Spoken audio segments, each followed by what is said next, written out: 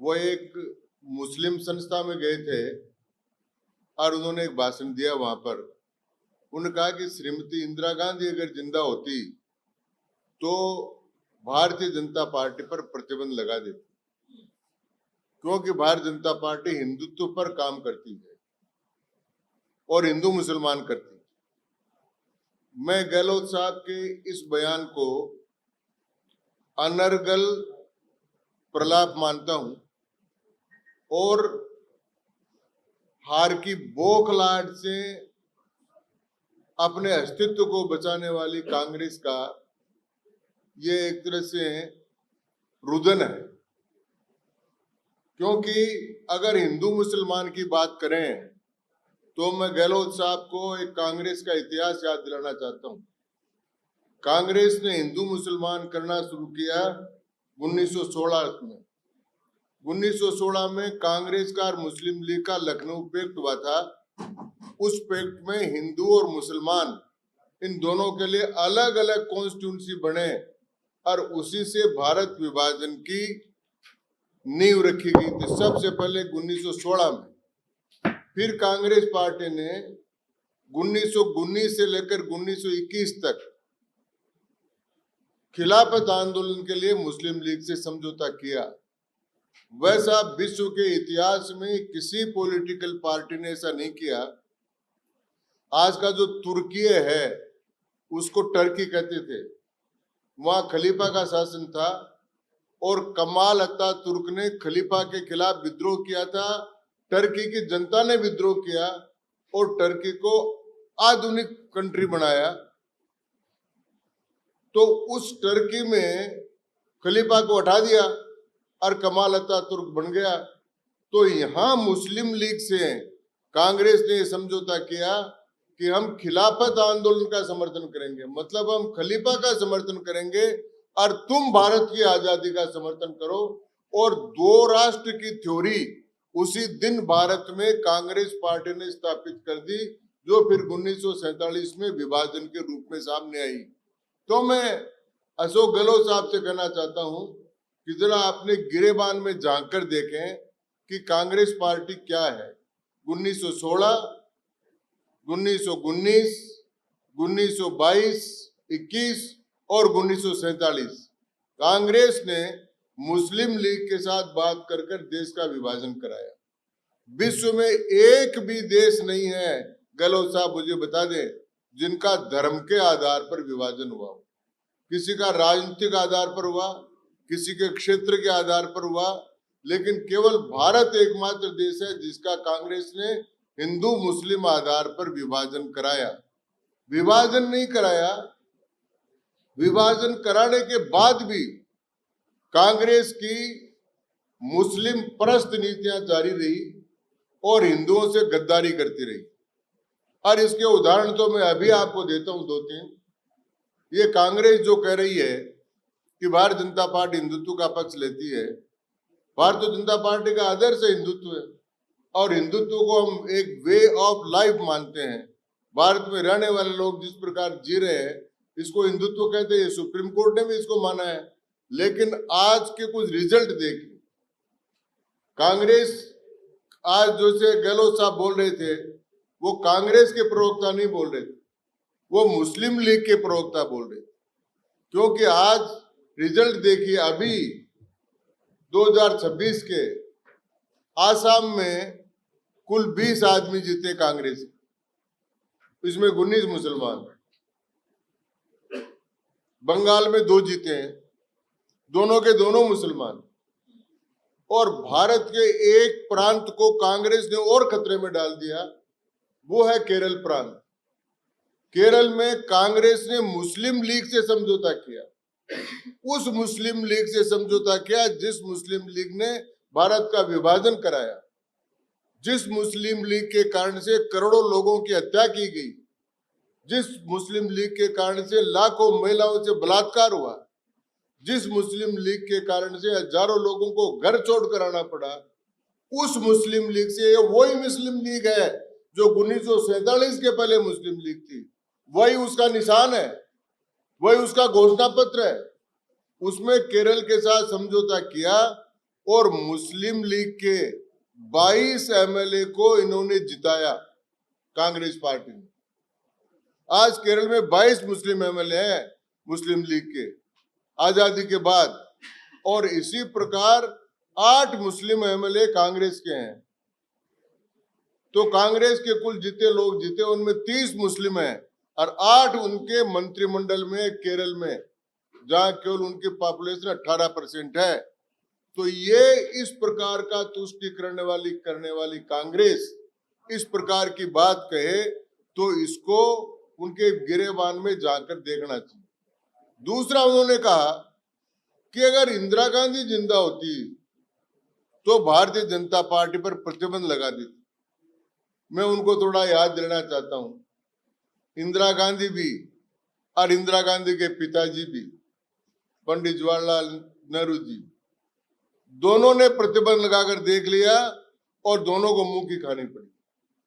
1948 में पंडित जवाहरलाल नेहरू जी ने राष्ट्रीय स्वयंसेवक संघ पर प्रतिबंध लगाया और झक मारकर वापस उठाया, और 1975 में इंदिरा गांधी जी ने इमरजेंसी लगाई और झक मारकर वापस उठानी पड़ी। और आज राष्ट्रीय स्वयंसेवक संघ गर्व के साथ भारत माता की सेवा के 100 वर्ष मना रहा है। तो भाई आपने तो धूल खाकर देख ली थी, आपने तानाशाही करके देख ली, 2 बार तो कर ली, पर अब आप कहां से करोगे? अब तो आप अपने अस्तित्व को बचाने के लिए लड़ रहे हो। आसाम से लेकर गुजरात तक कोई नाम लेने वाला, पानी देने वाला नहीं है। अब जाकर सिकुड़ कर वो केवल कर्नाटक में और वहां थोड़े से सिकड़े हुए वहां भी जाने वाले हो। एक बात। दूसरी बात मैं करना चाहता हूं कि ये तानाशाही प्रवृत्ति है। उन्होंने कहा उन्होंने संविधान की शपथ ली। संविधान का नाम लेने का कांग्रेस को हक नहीं है। आप सब पढ़े लिखे लोग हो। 42वां संविधान संशोधन 1976 में किया गया, जिसको मिनी संविधान माना गया। उसमें भारतीय संविधान की आत्मा को रौंदा गया और भारत में तानाशाही कायम की गई। वो संविधान की हत्या थी। उसके बाद में जनता पार्टी का राज आया। 44 और 46 पे संविधान संशोधन से हमने वापस लोकतंत्र कायम किया। इसलिए संविधान का नाम लेने का तो कांग्रेस को हक ही नहीं है। अगर कांग्रेस संविधान का नाम लेती है तो लगता है कि कोई शैतान उपदेश दे रहा है। तो संविधान के हत्यारे, भारत का जो संविधान था प्रियम्बल, उसमें कभी संशोधन नहीं हो सकता। उसमें समाजवाद और धर्मनिरपेक्षता शब्द नहीं थे। कांग्रेस ने भारत के संविधान की आत्मा को चोट पहुंचाकर आपातकाल में उसमें समाजवाद और धर्मनिरपेक्षता शब्द जोड़ दिया। ये कांग्रेस ने संविधान की हत्या की। अब उसके बाद में आता है कि भारतीय जनता पार्टी मुसलमानों से भेदभाव करती है। अब मैं उदाहरण देना चाहता हूं कि भारतीय जनता पार्टी ने विभिन्न योजनाओं में मुसलमानों को 3 करोड़ मुसलमानों को लाभ दिया है। कांग्रेस ने आज तक नहीं दिया। शहरी प्रधानमंत्री शहरी आवास योजना में 13.45 लाख घर मुसलमानों को दिए भारतीय जनता पार्टी ने मोदी जी के राज में। पीएम उज्ज्वला योजना में 37%, यानी जनसंख्या है 13-14% हिंदुस्तान में, और 37% कनेक्शन उनको मिले हैं। मुद्रा योजना में 36% ऋण मुसलमानों को मिला है। पीएम किसान निधि में 33% लाभार्थी मुसलमान है। स्किल इंडिया योजना में 22% लाभार्थी मुसलमान है। और मोदी सरकार ने 3 करोड़ अल्पसंख्यक छात्रों को छात्रवृत्ति दी है। उसमें 1.63 करोड़ लड़कियां, वो भी अधिकांश मुस्लिम है। तो हमने किसी भी योजना में मुसलमानों के साथ भेदभाव नहीं किया है। सबका विकास, सबका प्रयास और सबके साथ मिलकर काम करने का काम किया है। ये जो स्टेटमेंट है गहलोत साहब का, ये स्टेटमेंट अनर्गल है। ये बौखलाए हुए आदमी का स्टेटमेंट है और ये मुसलमानों में जानबूझ कर दिया है ताकि उनका मुस्लिम वोट बना रहे और हिंदुओं को बदनाम किया जा सके। आज जो कांग्रेस पार्टी है उसके दो स्वरूप हैं। ये इंडियन मुस्लिम लीग का दूसरा संस्करण है कांग्रेस पार्टी, एक। दूसरा, अर्बन नक्सलाइट का सारा स्वरूप कांग्रेस में शामिल हो गया है, और जिनको राहुल गांधी को उन्होंने सत्ता सौंपने की बात की है, वो टुकड़े टुकड़े गैंग, भारत तेरे टुकड़े होंगे इंशाअल्लाह, उस गैंग के मेंबर है जिन्होंने अफजल गुरु की फांसी तक का विरोध किया। ऐसे आदमी के हाथ में भारत की जनता कभी भी वो नहीं सौंपेगी। और गहलोत साहब, हमको तो प्रसन्नता है कि आपने राहुल गांधी जी को अपना नेता माना। उनके नेतृत्व में 99 चुनाव तो आप हार चुके हो। कई बार 99 पर कोई आउट हो जाता है, लेकिन हम बॉलिंग करते समय ध्यान रखेंगे कि 99 पर आउट नहीं हो और राहुल गांधी का शतक पूरा हो जाए हारने का। यही हम भगवान से प्रार्थना करेंगे। इन्हीं शब्दों के साथ मैं गहलोत साहब के स्टेटमेंट की कड़ी शब्दों में निंदा करता हूं, और मैं उनसे चाहता हूं कि वो हिंदू समाज से माफी मांगे। धन्यवाद।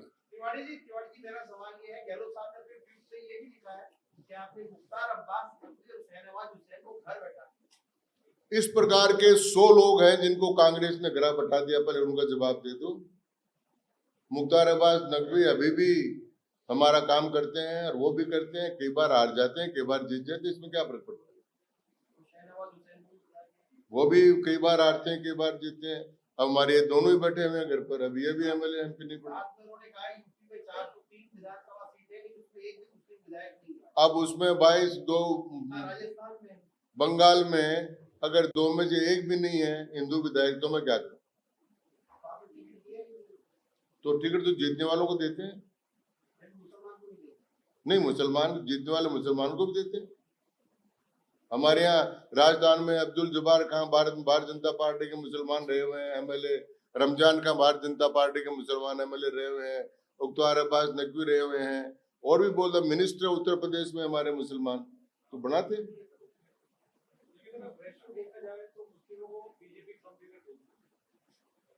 वह टिकट देना और लेना जीतने पर आधार पर है, और जो भी इसके जीतने के योग्य होंगे उनको जरूर टिकट मिलेगी।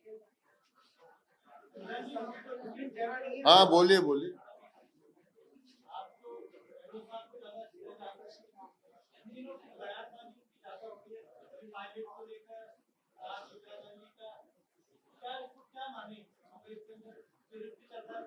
नहीं, देखिए, इसमें बहुत साफ है, आपने ठीक कहा। मैं अशोक गहलोत जी को बहुत अच्छी तरह जानता हूँ। अब उनकी जो इस समय स्थिति है ना, वो ये है कि न वो इधर के हैं न उधर के हैं।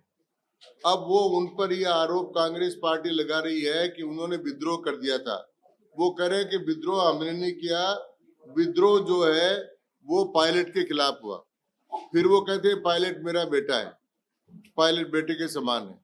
और अब फिर इनको क्या है कि न तो दिल्ली वाले मानते हैं, न यहाँ वाले मानते हैं, न तो जूली साहब उनको मानते हैं, न डोटास राज उनको मानते हैं।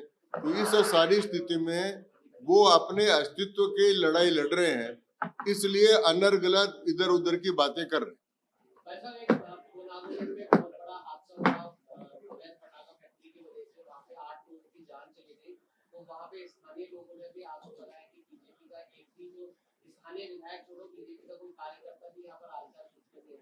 बीजेपी ने मुख्यमंत्री जी ने हालचाल पूछा, मुख्यमंत्री जी ने उनकी सहायता के पैसे दिए हैं, और पुलिस ने कार्रवाई करके सब लोगों को गिरफ्तार कर लिया है और सारी फैक्ट्रियों को भी जब्त कर लिया। धन्यवाद। हाँ, बोलो। आ जाओ, बाहर आकर, उधर आकर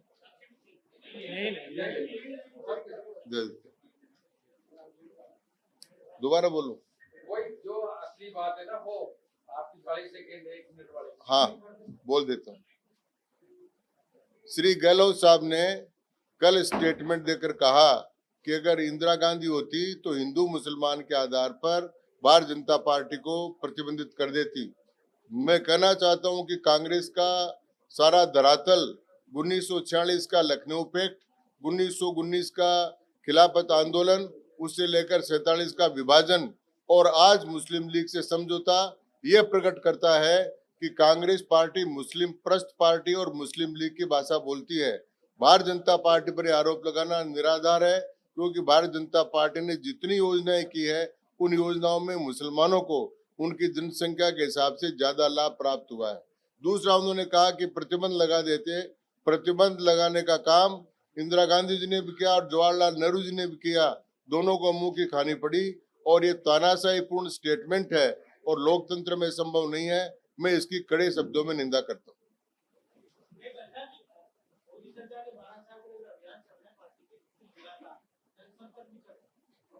देखिए, मोदी सरकार का जो 12 साल का कार्यकाल है, मैं बताना चाहता हूं आपको कि भारतीय काल गणना में 12 साल का एक युग होता है और मोदी जी ने वो 12 साल का अपना युग का पूरा किया है।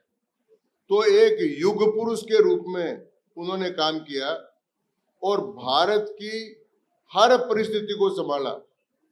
तो इसलिए विकास भी किया और विरासत को भी बचाया और विश्वास भी पैदा किया और जन कल्याण के काम भी किए।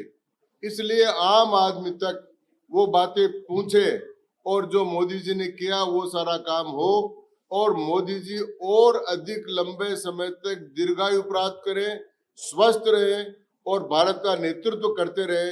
इसलिए इसको हम मना रहे हैं। धन्यवाद।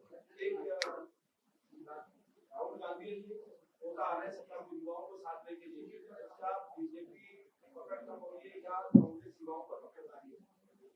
अब बात यह है कि कांग्रेस पार्टी ने ऐसे कई कार्यक्रम कर लिए और लोकतंत्र में कार्यक्रम करने का सबको अधिकार है, लेकिन जिस काम के लिए आ रहे हैं उसका मैं बता दूं कि ये जो पेपर लीक के मामले वो घूम रहे हैं, तो राजस्थान के लोगों को तो पता है कि राजस्थान में कांग्रेस के राज में कितने पेपर लीक हुए थे और भजनलाल जी के राज में भी एक भी पेपर लीक नहीं हुआ है।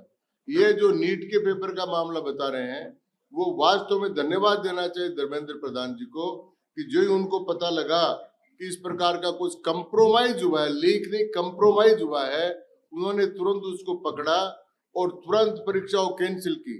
परीक्षाओं कैंसिल करने के साथ जितने लोगों ने 22 लाख विद्यार्थियों ने जो रुपए जमा कराए थे उनके रुपए वापस लौटाए और अब जो परीक्षा हो रही है उनमें फीस नहीं लग रही है और उनको आने जाने का सारा फ्री किया है। तो इस प्रकार काम करके वो परीक्षा दिला रहे। इसलिए राहुल गांधी जी का आना और विद्यार्थियों से बात करना किसी प्रकार मान्य नहीं रखता। ये एनटीए कह रही है कि पेपर लीक हुआ है, आप कह रहे हैं कंप्रोमाइज। डिफाइन करेंगे क्या कि कंप्रोमाइज क्या है? हाँ, there is a difference between leak and compromise. Leak का मतलब होता है कि पेपर पूरा का पूरा आउट हो जाए। इसमें कुछ लोगों ने कुछ प्रश्न थे वो रट करके कुछ लोगों को बता दिए, फिर केरल से राजस्थान में कुछ आ गए, तो इस प्रकार उसका कुछ एक हिस्सा था जिसको कंप्रोमाइज किया गया, पेपर लीक नहीं हुआ। वो कोग्निजेंस लेने वाली बात नहीं है, जानवरों पर कौन कोग्निजेंस लेता है।